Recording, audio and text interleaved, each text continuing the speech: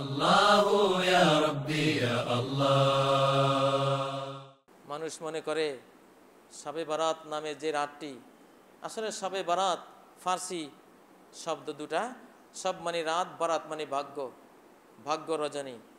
আরবি করলে এর তর্জমা হয় লাইলাতুল কদর। শবে বারাতকে আরবি বানালে আরবি শব্দ আসে লাইলাতুল কদরি, এটা কদরের রাত। ভাগ্য রজনী যদি হয়ে থাকে তাহলে এটা কদরের রাত হবে। ভুল ক্রমে আমরা এটাকে মধ্য শাবানে নিয়ে এসেছি, এটা একটা জাতীয় ভুল। মধ্য শাবান রজনীতে আমরা মনে করি সারা রাত জাগলে ইবাদত করলে আমরা ক্ষমা পেয়ে যাব, গোসল করলে মাপ পেয়ে যাব, পানির বিন্দু বিন্দু সওয়াব নিয়ে আসবে। 100 রাকাত নামাজ, যার প্রতি রাকাতে 10 বার কুল হু আল্লাহ সূরা পড়ব, তাহলে 1000 রাকাত হয়ে গেল। 100 রাকাতের প্রতি রাকাতে 10 বার কুল হু আল্লাহ পড়লে 1000 বার কুল হু আল্লাহ হয়ে গেল, মানে 1000 রাকাতের সওয়াব হয়ে গেল। আলফিয়া নাম দিয়েছে। আবার পরের দিন রোজা রাখলে অনেক সওয়াব হবে। এই কথাগুলি সবগুলি দুর্বল এবং বানোয়াট, কোনোটি বানোয়াট, কোনোটি দুর্বল। এর কোনোটি সহি কোনো দলিলে প্রমাণিত হয়নি।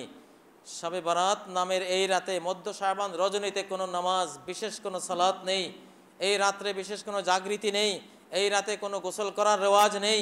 এই রাতে কোনো হালুয়া রুটি খাওয়ার, এই রাতে কোনো কিছু করার, মসজিদে জড়ো হওয়ার, ইমাম সাহেবের বক্তৃতা করার, এখানে জামাতবদ্ধভাবে সালাত পড়ার, সারা রাত জাগ্রত হওয়ার কোনো সহি দলিল নেই। এই সবই হলো অপ্রমাণিত জিনিস। ডকুমেন্টস নেই, SCS রেকর্ড নাই, RS রেকর্ড নাই, এর পাট্টা নাই, এর পর্চা নাই, খাজনা রসিদ নাই, এর খতিয়ান নাই, ডাড্ডাও নাই, কিছুই নেই। যেটা আছে সেটা কি? এই রাতটি হলো আল্লাহ তাআলা কিছু মানুষকে ক্ষমা করবেন, বরং অসংখ্য মানুষকে ক্ষমা করবেন। ক্ষমার জন্য এই মাসটি রাখা হয়েছে, রাত্রি জাগরণের জন্য রাখা হয়নি। ঘুমিয়ে থাকো, তুমি ক্ষমা পেয়ে যাবা। হ্যাঁ, যদি প্রত্যেক রাত তাহাজ্জুদ পড়ার অভ্যাস থাকে, এই রাতেও পড়বা। আগের রাত তুমি সারা বছরেই পড়ো, এই রাতে পড়ো, কিন্তু সারা বছর পড়লে না, শুধু এই রাতে পড়লে এর পারমিশন নেই, অনুমতি নেই। এটা বেদাত, এটা কুসংস্কার, সুন্নাহর খেলাফ। যে হাদিসগুলি এই সংক্রান্ত বর্ণনা করা হয় সবগুলি দুর্বল এবং কিছু আছে বানোয়াট। প্রমাণিত হয়নি যে নবীজি এগুলি করেছেন বা বলেছেন, প্রমাণিতই হয়নি। যেটা প্রমাণিত হয় না ওটার উপর আমল করা যায় না। এই জন্য কেউ যদি 29শে শাবানের পরে আকাশ মেঘাচ্ছন্ন দেখে সন্দেহ করে যে 29শে শাবান চলে গেছে, আজকে রমজানের 1 তারিখে হতে পারে, 30শে শাবানও হতে পারে, কিন্তু আকাশ তো মেঘাচ্ছন্ন, আমি কি করব? আজকে রমজান হতেও পারে। সে যদি এই সন্দেহের উপর রোজাটা রাখলো, পরে দেখা গেল হ্যাঁ আজকে রমজানই ছিল, 29শে শাবানের পরে আকাশ মেঘাচ্ছন্ন থাকার কারণে সন্দেহ করে সে রোজা রাখলো, নিশ্চিত জ্ঞানের উপর ভিত্তি করে রাখলো না, নিশ্চিত জানলো না যে আজকে রমজান শুরু হলো কিনা, পরে জানলো যে হ্যাঁ রমজান শুরু হয়েছিল, তবুও তার এই রোজাটা হয়নি, সে গুনাহগার হয়েছে। ইসলামে সন্দেহের উপরে ভিত্তি করে কোনো আমল অ্যাকসেপ্ট নয়, এলাও হয় না, কবুল হয় না। এই দিনের হুকুম হলো অতি অবশ্যই আজকে তুমি রোজা রাখতে পারবে না, সন্দেহের উপর কোনো আমল চলে না। এই জন্য মান সামাল ইয়াউমাল্লাযী ইউশাক্কু ফি ফাকাদ আসা আবুল কাসিম সাল্লাল্লাহু আলাইহি সাল্লাম। যেই দিন রমজানের হয়েছে কিনা, হতেও পারে নাও হতে পারে, এমন দুটানায় রয়েছে, ওই দিনে যে রোজা রাখবে সে মুহাম্মদ সাল্লাল্লাহু আলাইহি সাল্লামের বিরোধিতা করলো, তার সাথে সে অবাধ্যতা করলো, নবীর অবাধ্য হয়ে গেল সে। নাউযুবিল্লাহি মিন যালিক। তাহলে শবে বারাত সম্পর্কে এই রাত্রি জাগরণ, পরের দিনের রোজা, গোসল করা, হালুয়া রুটি খাওয়া, মসজিদে জড়ো হওয়া, আলফিয়া পড়া ইত্যাদি ইত্যাদি পড়ার সম্বন্ধে যতগুলি রওয়ায়াত সব সন্দেহজনক, একটাও প্রমাণিত হয়নি। এর উপরে ভিত্তি করে যদি কেউ কোনো কাজ করে সে বেদাত করবে, সে গুনাহগার হবে, সে ইসলামের মূল থিমের সাথে বিরোধিতা করলো, যে ইসলাম হলো ইয়াকিনের ধর্ম, নিশ্চিত জ্ঞানের ধর্ম। নিশ্চিত জ্ঞান ছাড়া কোনো আমল করা ইসলামে অবৈধ। ইসলাম এটা বেদাত, এটা গুনার কাজ, সওয়াবের কাজ নয়। শবে বরাতে যিনি হালুয়া রুটি খেলেন, সারা রাত জাগলেন, পরের দিনে রোজা রাখলেন, সারা রাত অনেক জিকির আজকার করলেন, অনেক তিলাওয়াত করলেন, কান্নাকাটি করলেন, ইমাম সাহেব অনেক ওয়াজ করলো, বক্তৃতা দিল, সারা মসজিদ জমজমাট, এরা কেউই ক্ষমা পেল না, এরা একজনেও ক্ষমা পাবে না। ক্ষমা পাবে কে? বরাতের রাতে যতই কাঁদেন, যতই নামাজ পড়েন, যতই হালুয়া রুটি খান, যতই গোসল করেন, কিচ্ছু কাজ হবে না শিরিক থাকলে। আর শিরিক না থাকলে ঘুমিয়ে থাকুন, ক্ষমা পেয়ে যাবেন। আল্লাহু আকবার। এটা তাওহীদবাদীর পুরস্কার।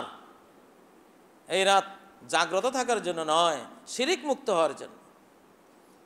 মুসাহেন, মানুষকে ঘৃণা করছেন, নিজে অনেক বড় লোক, গাড়ি বাড়ি আছে, মানুষকে চোখের সামনে দেখেনই না, মানুষ তার সামনে বড় মানুষও পিঁপড়ের মতো ছোট মনে হয়, এত তুচ্ছ তাচ্ছিল্য করে। আলিম ওলামা দেখলে তো আর কথাই নাই, মোসাফা করতেও তার ঘিন ঘিন লাগে, প্যাস্টিজের হ্যাম্পার, একজন মৌলবাদীর সাথে মোসাফা করবো কেমনে? সবার অবস্থা এরকম না, কিছু কুলাঙ্গার আছে এরকম। আলিম ওলামা দেখলে খারাপ লাগে, কোনো মাপ নাই। আলিম ওলামারা এই ড্রেস, এই লেবাস, এই জ্ঞান তারা বানায়নি, এগুলি আল্লাহর দেওয়া, আল্লাহ রাসূলের দেওয়া, এরা বানায়নি, ওনারা দিয়েছে। ঘৃণা করা যাবে না, একজন ফকিরকে ঘৃণা করা যাবে না, একজন তার নিঃস্ব নাই, টাকা নাই, এই জন্য তার দাম নাই, না। মানুষকে যে ঘৃণা করে না বরাতের রাতে, তার মাপ নাই, মধ্য সামান রজনীতে তার মাপ নাই। যে মানুষকে ঘৃণা করবে সে ক্ষমা পাবে না, যে সুন্নতকে ঘৃণা করবে সেও ক্ষমা পাবে না। দাঁড়িয়ে রাখতে খুব কষ্ট লাগে, সারা রাত জাগলাম, মনে করলাম মাপ পেয়ে গেছি, না, তুমি তো আল্লাহ নবীর দাঁড়িকে পছন্দ করো নাই। কত মহিলা আছে সবে বরাতে সারা রাত জাগবে, কোনো লাভ হবে না। এক তো বেদাত করলো সারা রাত জেগে, দ্বিতীয়ত এই মেয়ের কাছে যখন দাঁড়িয়েওয়ালা কোনো পুরুষ বিয়ের প্রস্তাব দেয়, হোক না সে আর্কিটেক্ট, ডক্টর, প্রফেসর, অনেক বড় অমায়িক, ধার্মিক, নীতিবান, চরিত্রবান ছেলে, কিন্তু আমি ডিসলাইক করি, পছন্দ করি না, কেন? দাঁড়িয়ে আছে। জীবন থাকতে দাঁড়িয়েওয়ালার কাছে আমি যাব না। এত বড় ঘৃণা নবী সুন্নতকে করলাম, আবার মাপের আশা। মরার পরে দেখবা যে সব শেষ, সব ডিলেট হয়ে গেছে, নামাজ, রোজা, হজ, জাকাত, এক দাঁড়ির সাথে দুশ্মনী করে সব ডিলেট হয়ে গেছে সব। যালিকা বিআন্নাহুম কারিহু মা আনজালাল্লাহ ফাআহবাতা আমালাহুম, আল্লাহর নাজিলকৃত জিনিসকে তো ওরা ঘৃণা করেছে, এজন্য আল্লাহ আরেকটা কাজ করেছেন, ফাআহবাতা আমালাহুম, যা করেছিল এই লোকেরা আখিরাতের জন্য সব বানচাল মেসমার বাতিল করে দিয়েছেন, সব ডিলেট করে দিয়েছেন, কোনো কাজে আসবে না। ইসলামের কোনো জিনিসকে ঘৃণা করা যাবে না। তাহলে বরাতের রাতে সারা রাত, এই রাতের জন্য জাগ্রত থাকা সুন্নত নয়, পরের দিন রোজা রাখা সুন্নত নয়, গোসল করা সুন্নত নয়, হালুয়া রুটি খাওয়া সুন্নত নয়। এটা জেনেও যে করবে সে বিদআত করবে, গুনার কাজ করবে, এবং সুন্নতের সাথে দুশ্মনির কারণে সে ক্ষমার অযোগ্য হবে।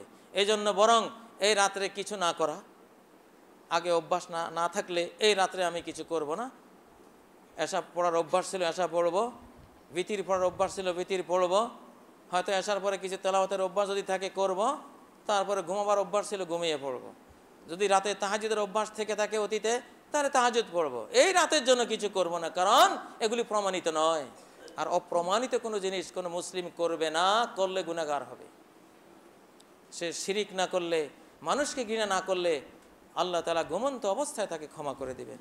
আল্লাহু আল্লাহু ইয়া রাব্বি ইয়া আল্লাহ, আল্লাহু ইয়া রাব্বি ইয়া আল্লাহ। লা ইলাহা ইল্লাল্লাহ, লা ইলাহা ইল্লাল্লাহ, লা ইলাহা ইল্লাল্লাহ, মুহাম্মাদুর রাসূলুল্লাহ।